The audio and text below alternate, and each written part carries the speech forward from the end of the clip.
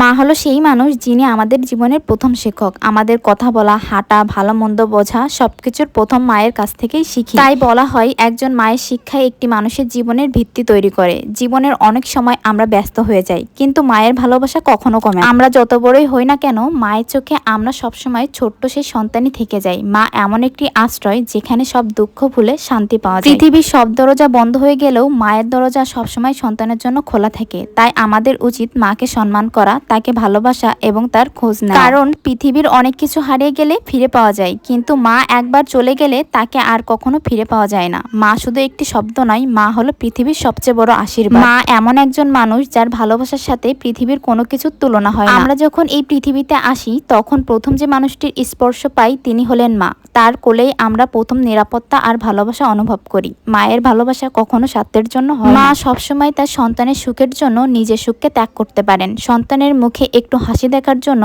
মা কত কষ্ট সহ্য করেন তা হয়তো আমরা অনেক সময় বুঝতেই পারি না। একজন মা তার সন্তানের জন্য কতটা ত্যাগ করেন তা ভাষায় প্রকাশ করা খুব কঠিন। সন্তান অসুস্থ হলে মা সারা রাত জেগে থাকে। সন্তান কষ্ট পেলে মায়ের চোখে পানি আসে। নিজের কষ্ট ভুলে গিয়ে মা শুধু সন্তানের ভালো থাকার কথা ভাবেন। এই পৃথিবীতে যদি নিঃস্বার্থ ভালোবাসার কোনো নাম থাকে তবে সেই নামটি হলো মা। মা এমন একজন মানুষ যিনি আমাদের জন্মের আগ থেকেই আমাদের জন্য স্বপ্ন দেখতে শুরু করেন। নিজের কষ্ট, নিজের ঘুম, নিজের ইচ্ছা সবকিছু ত্যাগ করে তিনি শুধু সন্তানের ভালো থাকার কথা ভাবেন। আমরা যখন ছোট থাকি তখন হয়তো বুঝতে পারি না মা কতটা কষ্ট করে আমাদের বড় করেন। রাতের পর রাত জেগে নিজে না খেয়ে সন্তানের মুখে খাবার তুলে দেয়া, নিজের স্বপ্নগুলো ভুলে গিয়ে সন্তানের স্বপ্ন পূরণ করার চেষ্টা করা, এসবই একজন মায়ের ভালোবাসা। পৃথিবীতে অনেক মানুষ আমাদের ভালোবাসতে পারে, কিন্তু মায়ের ভালোবাসার মতো নিঃস্বার্থ ভালোবাসা আর কোথাও নেই। আমরা যখন কষ্ট পাই মা তখন আমাদের থেকেও বেশি কষ্ট পান। আমরা যখন একটু হাসি তখন মায়ের মুখে সবচেয়ে বড় হাসিটা ফুটে ওঠে। জীবন যতই বড় হয়ে যায় না কেন, মায়ের চোখে আমরা সবসময় সেই ছোট্ট সন্তানই থেকে যাই। এই ব্যস্ত জীবনে আমরা অনেক সময় মায়ের খোঁজ নিতে ভুলে যাই, কিন্তু মা কখনো তার সন্তানের খোঁজ নিতে ভুলে যান না। যার মা আছে সে পৃথিবীর সবচেয়ে ধনী মানুষ। এই পৃথিবীতে যদি নিঃস্বার্থ ভালোবাসা খুঁজতে চান তাহলে একবার শুধু মা শব্দটা মনে করুন। মা এমন একজন মানুষ যিনি নিজের কষ্ট লুকিয়ে সন্তানের মুখে হাসি দেখতে চান। পৃথিবীর সব সুখ এক পাশে আর মায়ের ভালোবাসা আর এক পাশে।